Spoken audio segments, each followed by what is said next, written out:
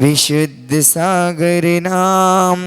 भटके इस बालक को इतना दिया तूने, मैं भूल ना पाऊंगा।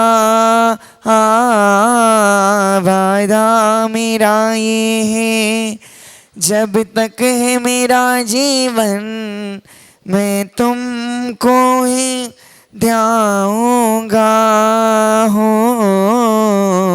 तुम बिन ना दूजा, तुम बिन ना दूजा, यहाँ कोई भी सहारा है।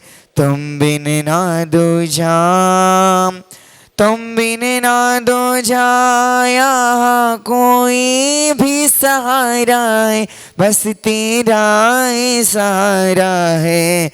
विशुद्ध सागर नाम, विशुद्ध सागर नाम हमको प्राणों से भी प्यारा है। विशुद्ध सागर नाम, विशुद्ध सागर नाम हमको प्राणों से भी प्यारा है। बस तेरा ही सहारा है। विशुद्ध सागर नाम, विशुद्ध सागर नाम। बोलिए परम पूज्य चर्या शिरोमणि गुरुदेव विशुद्ध सागर जी महाराज की। बोलिए साक्षात विराजमान गुरुदेव अजित सागर जी महाराज की। श्री सभी खड़े होकर के गुरुदेव से निवेदन करते हैं। हे गुरुदेव, आप अपने पावनमयी, ज्योतिमयी, अमृतमयी जिनवाणी वाणी से हम सभी को द्वादशांग जिनवाणी माता का रसपान करा करके कृतार्थ कीजिए। हे गुरुदेव, नमोस्तु नमोस्तु नमोस्तु। जयकारा गुरुदेव का। ओम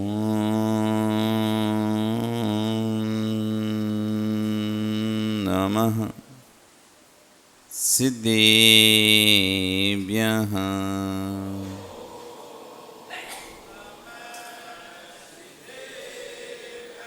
ओम नमः सिद्धेभ्यः।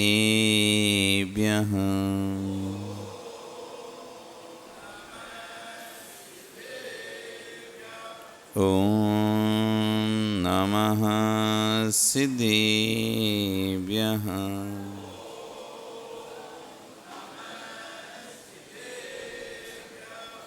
सत्वेषु मैत्रीं गुणिषु प्रमोदं क्लिष्टेषु जीवेषु कृपापरत्वम् माध्यस्थभावं विपरीतवृत्तं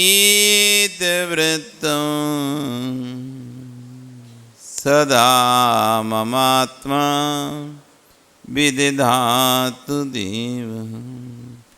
सदा ममात्मा विदधातु देवः। सदा ममात्मा विदधातु देवः।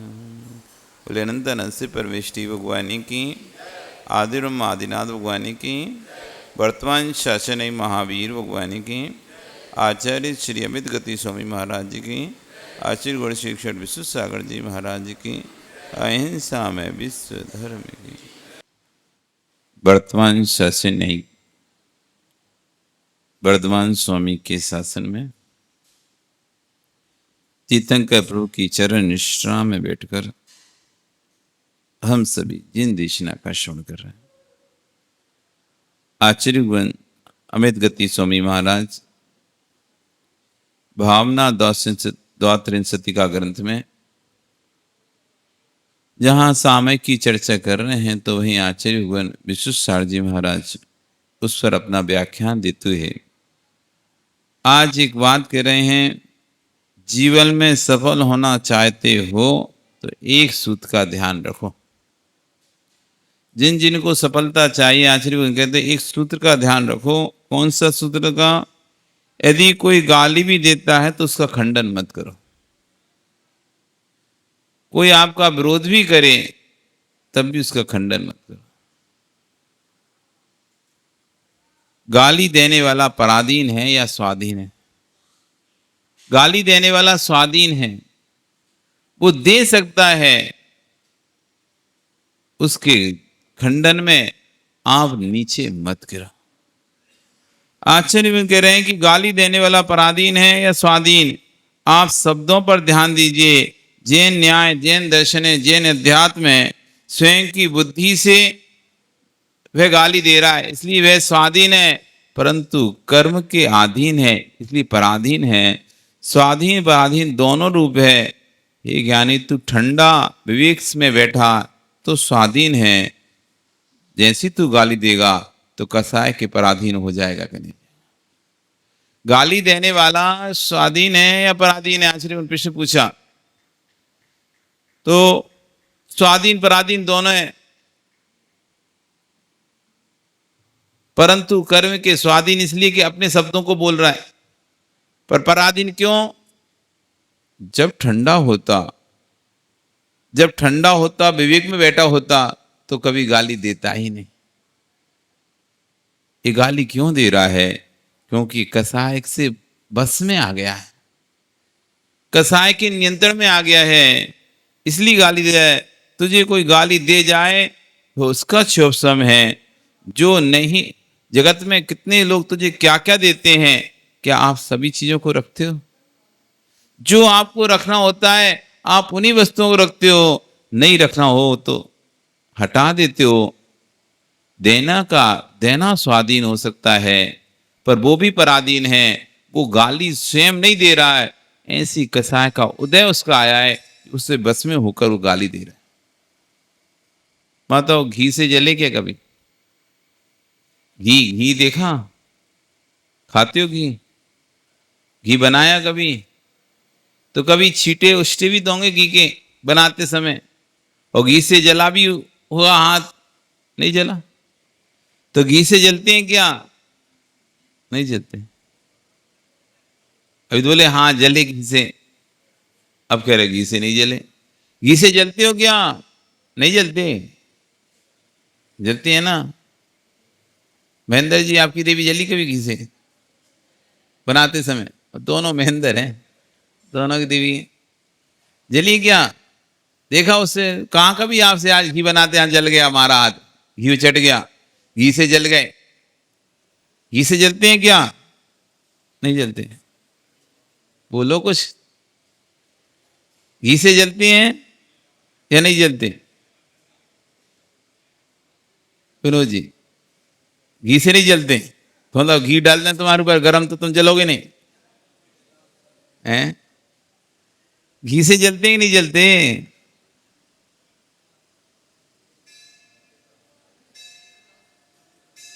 कल हमारा हाथ जल गया, एक माँ ने गरम गरम सब्जी डाल दी हाथ में। उसमें क्या था, तेल था या घी जो भी था ना, उससे जल गया। तो घी से जलते ही नहीं जलते। ओ अशोक जी, जलने तुम कोई जलेंगे हैं? अरे जलते हैं कि नहीं जलते, हम तो पूछ रहे हैं। तुम इतना सब कर दो, प्रवचन तो हम कर रहे हैं। घी से सौभाग्य जी जलते हैं? नहीं। घी को उधर गरम करो तुम जल जाओगे। मतलब घी उधर गैस पे गरम हो रहा होगा और तुम यहां जल रहे होगे। ऐसे कैसे? समझ नहीं आया। घी गरम होएगा तुम कैसे जलोगे? घी को गरम करने से जलते हैं। तो तुम घर में यदि घी गरम करोगे तो तुम जल जाओ। सुनील, जले हैं? नहीं, घी से जले कि नहीं जले? हम तो इतनी सी बात पूछ रहे हैं। तुम हमें काय को इतना लंबा चौड़ा भाषण चाहिए? हम तो इतना सा पूछ रहे हैं, घी से जले कि नहीं जले? जले ना बेटा? घी से जलते ही नहीं जलते? घी से जलते हैं पक्का? बोल भैया। हैं? हाँ, घी का छींटा लग जाए या घी गिर जाए, पूरी कटोरी आग ऊपर हो जाए, तो प्रकाश जी जलते ही नहीं जलते हैं? घी के ताप से जल जाते हैं, घी की गर्मी से जल जाते हैं। अच्छा जल गया कोई तो फिर उसको बाद क्या लगाते हैं उस पे? घी से ही जलाता। और फिर दाग ना पड़ जाए भैया घी कपूर लगा लो, दाग ना लग जाए तो उसी घी कपूर को, उसी घी को जिस घी ने जलाया था, घी नहीं तो जलाया था, और ठंडक पहुंचाने डॉक्टर कह रहे घी लगा के रखो इस पे, पपटी काला ना पड़ जाए, दाग ना लग जाए, इसलिए इस पे थोड़ा चिकनाई लगा के रखो, घी लगा के रखो, पपटी आराम से निकलेगी, नहीं तो खाल पकड़ जाएगी। घी नहीं जलाया और घी लगा रहे थे। जब जलाया था घी ने तब विवाह अवस्था थी इसकी, जब वह उष्णता को ग्रहण कर चुका था, उस गर्मी को एब्जॉर्ब कर चुका था, उस गर्मी के कारण से जल गया। और जब घी लगाने की बात कर रहे हैं वो अपनी स्वाभ दशा में, ठंडा दशा में है, वही घी मलहम का काम कर रहा है। घी ने नहीं जलाया, घी के अंदर जो गर्मी प्रवेश कर चुकी थी, घी ने नहीं जलाया, घी के अंदर गर्मी प्रवेश कर चुकी थी, उस गर्मी ने जलाया। जीव गाली नहीं दे रहा है, जीव का स्वभाव तो शांत है, क्षमा है, फिर गाली कौन दे रहा है? ये उसके अंदर जो विभाव कसाय प्रवेश कर गई है, जो कसाय का उद्रेक प्रवेश कर गया है, वो गाली दे रहा है। जैसे ही उद्रेक ठंडा होगा, ओ हो, मैंने क्या किया, ये मैंने क्या किया, मुझे ऐसा नहीं करना चाहते। हर व्यक्ति चिल्लाने के बाद, गुस्सा करने के बाद, लड़ाई करने के बाद जब ठंडा होता है तो उसे अपनी गलती का एहसास होता है कि नहीं होता? कसाय में अपनी गलती का एहसास हो नहीं हो, लेकिन जैसी कसाय शांत होती है तो जीव को अपनी गलती का एहसास होता है कि नहीं होता है? कौन चिल्ला रहा था? आशिक तू एक कर्म के अधीन हो गया था, कसाय के अधीन हो गया था। तू तो ठंडा है, विवेक में बैठा, सुस्वाधीन है। तुझे कोई गाली दे भी जाए तो उसका क्षोभसम है।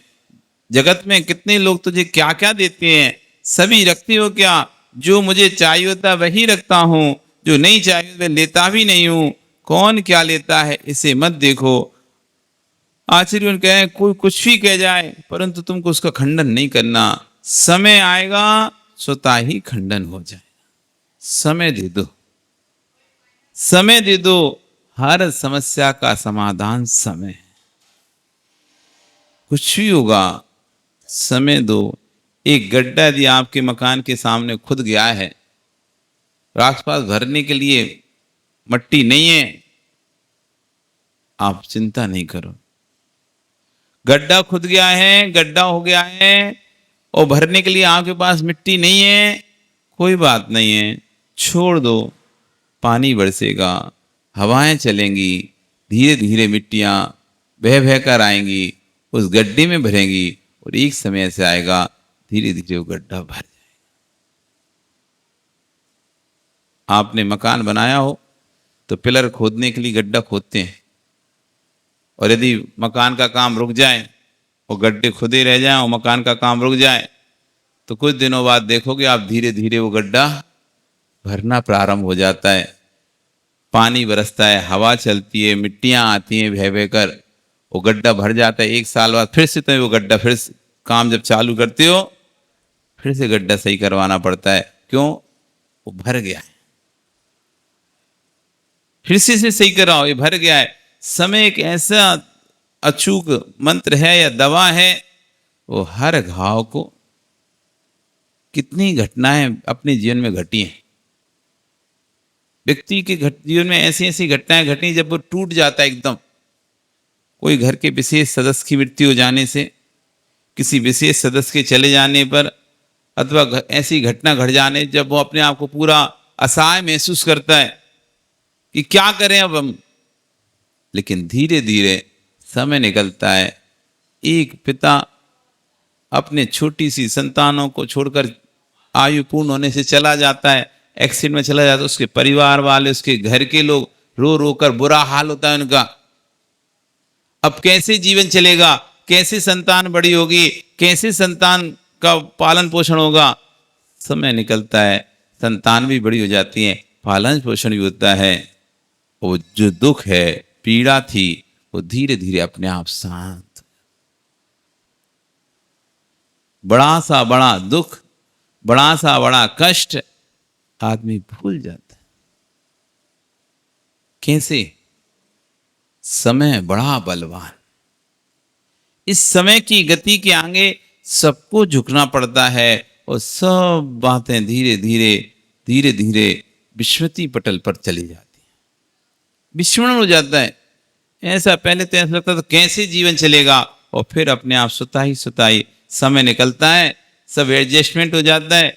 पिता गए, पिताजी के अस्पताल नहीं है ना, जब पिता गए तब कैसा लग रहा था, अब कौन देखेगा घर, अब हमारे ऊपर किसका सहारा होगा। एक साथ हम सब रह रहे थे, पिता की एक आज्ञा से चलते, अब कैसे होगा, कैसे चलेगा। समय निकला, धीरे धीरे अब कोई भाव ही नहीं आता कि कैसे चलेगा। कुछ समय तक लगा कि कैसे होगा, धीरे धीरे सब नॉर्मल होता जाता है। आशीष गुण कह रहे हैं, कुछ भी हो जाए परंतु तुम उसका खंडन मत करो। कोई कुछ भी कह जाए, समय आएगा स्वतः खंडन हो जाएगा। तेरे जीवन का मंडन ही मंडन होगा। जीवन में कभी वृद्धों की सीख का उपहास में मत टालना, और ध्यान रखना बुजुर्गों का सम्मान रखना, बुजुर्गों की बात का सम्मान रखना। जिस जगह पर, जिस घर में, जिस स्थान पर बुजुर्गों की बात का सम्मान नहीं होता, वहां कभी उन्नति नहीं हो सकती। अपने घर में भी आप रहते हो, कितने भी आप ज्ञानी हो, होशियार हो, टैलेंटेड हो, लेकिन ध्यान रखना बड़े बुजुर्गों की सलाह मानते रहना, उनका सम्मान करना, उनकी बात का, उनकी जबान का सम्मान रखना। हमारे बुजुर्गों ने जो बात कह दी, उस जबान का सम्मान रखना। ऐसा ना हो हम अपने होशियारी में, अपने अहंकार में अपने बुजुर्गों की जबान का असम्मान कर दें। हमारे बड़े वो लोगों ने जो कहा है, उनकी जबान बहुत कीमती होती है। पहले जैनियों की बहुत कीमत होती थी। अदालत में यदि कोई जैनी गवाह दे दे, हनुमान जी सुनाई नहीं ये बात को, यदि कोई जैन एक बार गवाह दे दे, गवाही दे दे, फिर कुछ नहीं सुना जाता था। ठीक है, जैनी ने बोल दिया, मतलब बात सत्य है। इतनी कीमत होती थी जवान की, इतनी कीमत होती थी एक जैनी की जवान की कीमत। ये झूठ नहीं बोलेगा, इसने जवान दी है तो अब ये काम करेगा ही करेगा। आज ही कह रहे हैं, वृद्धों की सीख का उपहास मत करना, उपहास में मत टालना। वे जो भी कहेंगे वे भविष्य में मंत्र होगा। वो जो भी कहेंगे, बेटा पापा हैं क्या यहाँ पे, कहाँ है, घर पे है ना, दादा हैं, दादा नहीं, कोई बात नहीं। कोई भी बड़ा व्यक्ति यदि कुछ भी तुमको कहे तो उसको शांति से सुनना और सुनकर उसमें मनन चिंतन करना। यदि पालन कर सको पालना, और यदि नहीं पालन कर सको तो उनके पास जाकर अपनी असमर्थता बताना, और जितना हो सके उतना पालन करने की कोशिश करना। क्योंकि उनकी सीख हमने तो देखा है, वृद्धों की सेवा और वृद्धों की सलाह। तुम बेटा 60 साल के 70 साल के होगे तब जाकर उतना ज्ञान सीख पाओगे। 60 साल 70 साल की उम्र में पहुंचोगे तब जाके वो ज्ञान सीखोगे। वो 80 साल 60 साल 70 साल की उम्र के हो चुके हैं, उन्होंने वो सीख चुके हैं। वो जो भी कहेंगे अपने अनुभव से कहेंगे। वो एक होता है चढ़ता खून, एक होता है उतरता खून। एक होता है चढ़ता खून और एक होता है उतरता खून। वृद्धों का खून, उतरता खून उन्होंने सब पड़ाव देख चुके हैं। वो चढ़ते खून का भी पड़ाव देख चुके हैं कि गर्म खून में किया हुआ कार्य बाद में कैसे पछताना पड़ता है, उन्होंने वो भी देख चुके हैं। इसलिए वो जो भी कहते हैं उसमें उनको पूर्ण अनुभव होता है। उनके अंदर बात को खत्म करने का गुण होता है और युवाओं के अंदर बात को बढ़ाने का गुण होता है। दो चीजें अलग अलग गुण हैं। युवाओं के अंदर जोश होता है, जोश, बात बढ़ाने का गुण होता है उनके अंदर।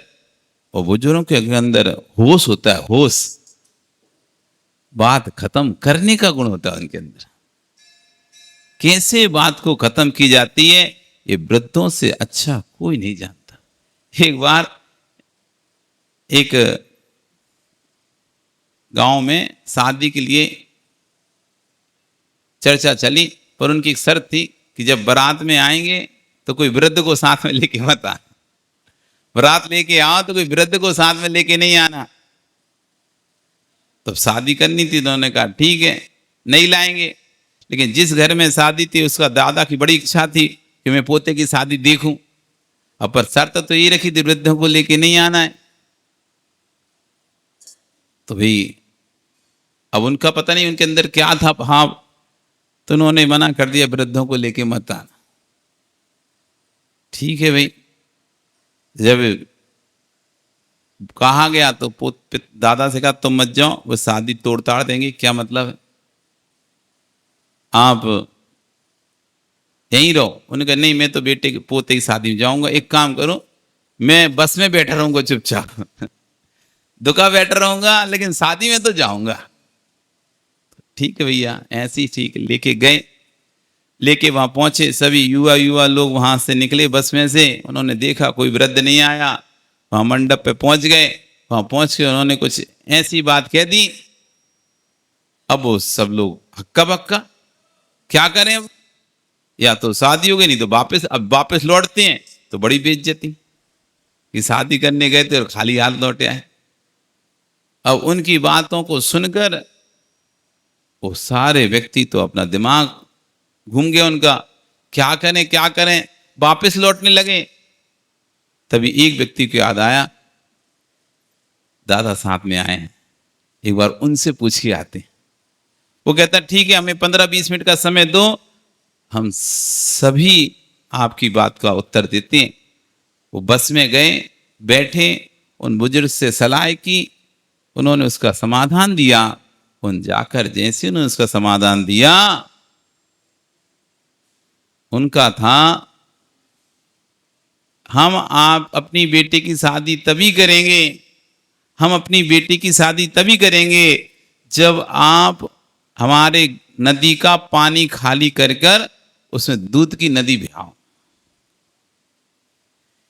हमारे जो नदी है ना, वो नदी में दूध की नदी बहाओगे तो हम अपनी बेटी की शादी करेंगे। अब दूध की नदी कैसे बहेगी बताओ, बहा सकता है कोई दूध की नदी क्या?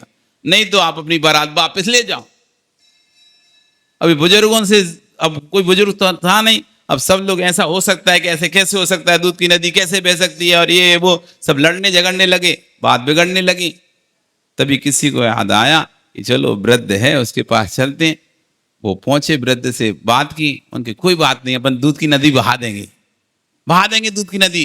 कितना दूध चाहिए इनको बोलो, कितनी नदी चाहिए, दूध कितना दूध चाहिए तुम्हें बोलो, हम दूध की नदी बहा देंगे।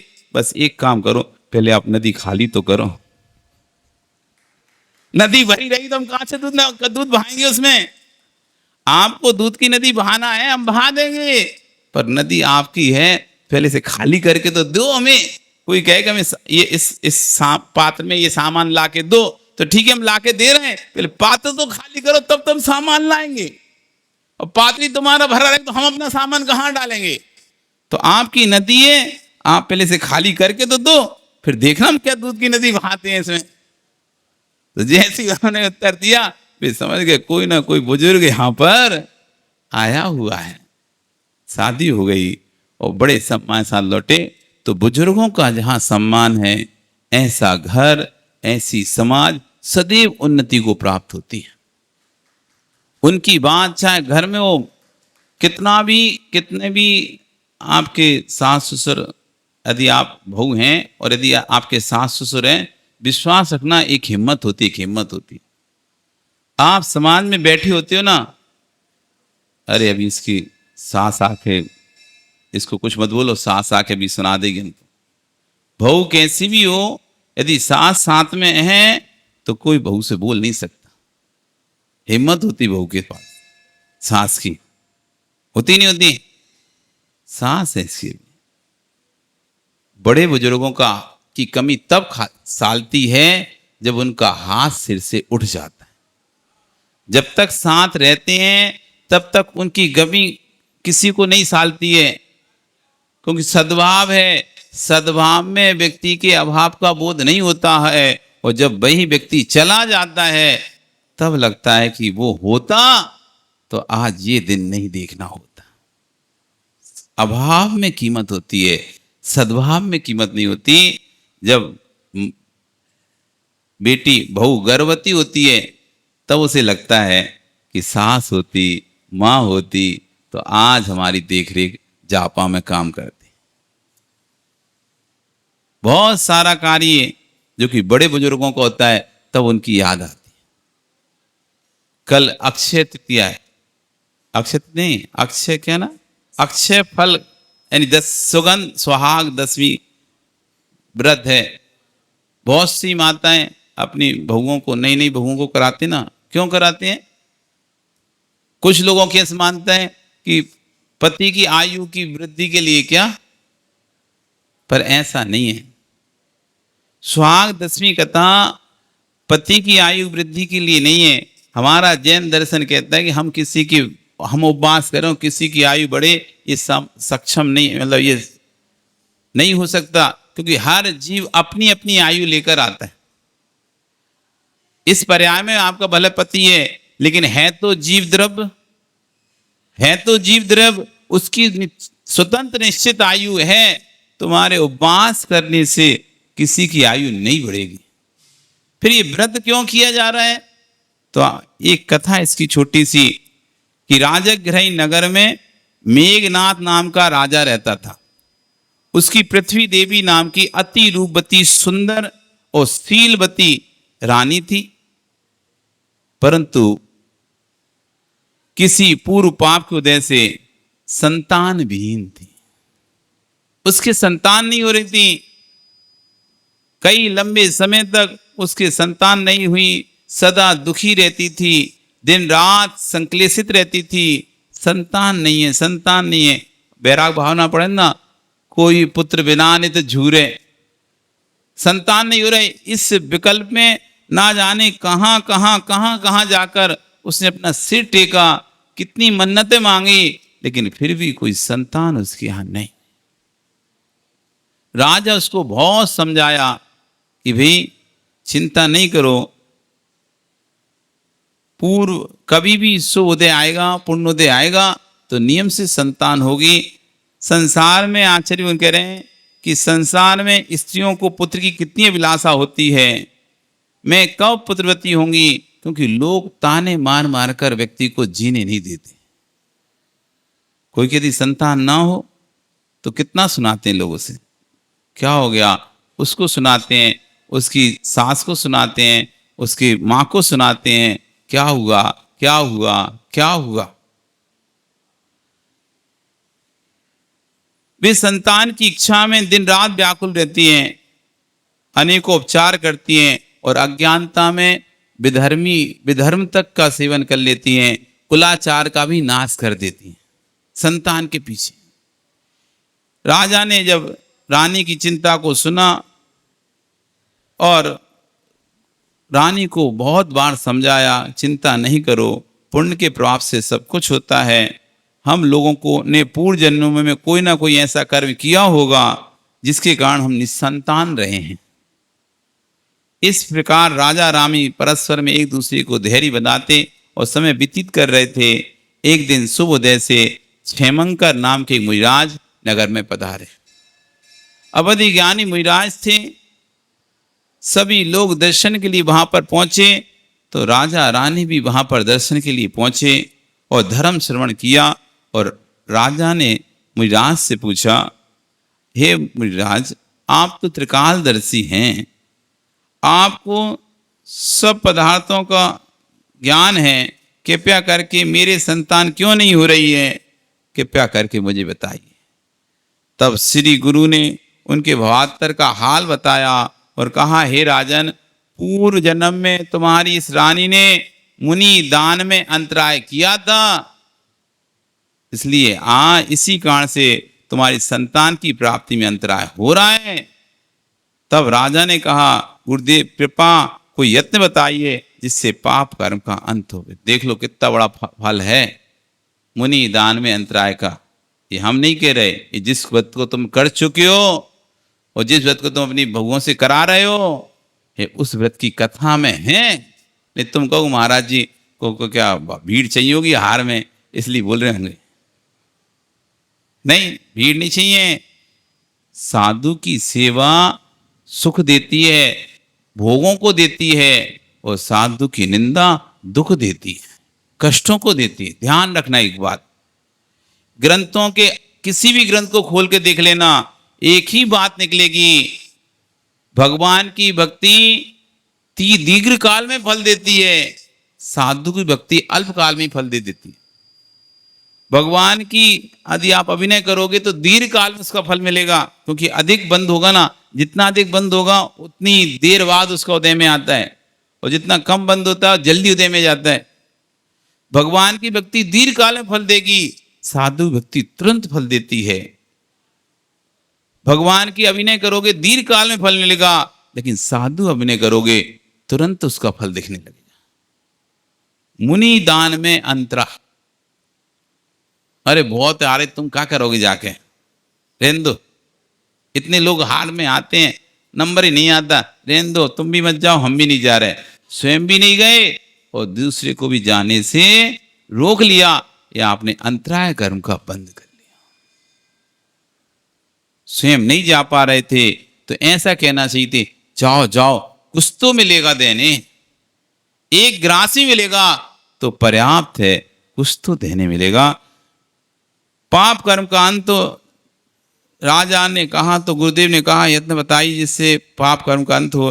तो सुनकर मुनिराज बोले, अक्षय फल 10वीं का व्रत करो, श्रावण सुदी 10वीं को प्रोषित करके श्री जी मंदिर में जाकर भाव सहित अभिषेक पूजन देखो, ओम नमः ऋष्वाय के मंत्र का जाप करो, और इस व्रत को 10 वर्ष तक करो। उसके बाद उद्यापन करो और 10-10 सामग्री मंदिर में भेंट करो। राजा रानी ने घर आई और विधि पूर्वक व्रत का पालन किया। इस व्रत के महात्म से पूर्व पाप का क्षय होने से राजा के 7 पुत्र 5 कन्याएं हुई। इस प्रकार कितनी काल तक राजा दया धर्म का पालन कर मनुष्य सुख भोगते रहे। पश्चात समाधि में करके स्वर्ग में देव हुए और वहां से चलकर मनुष्य पाकर मोक्ष पद को प्राप्त हुए। इस प्रकार जो भव्य जीव सिद्धा भक्ति से इस व्रत का पालन करते हैं उत्तमोत्तम सुख को प्राप्त होते हैं। ये सुहाग 10वीं अक्षय निधि व्रत है। इसलिए जब इस व्रत को करें, ये भावना भाएं, हे प्रभु, मैंने यदि कोई अंतराय डाला हो किसी के दान में मुनि के, तो प्रभु बोर मेरा वो पाप मिथ्या हुए, इस भावना से मैं व्रत कर रही हूँ। आपका कल फिर आओगे, पर्या रही तो फिर चर्चा करेंगे। बोली भगवान महावीर स्वामी की।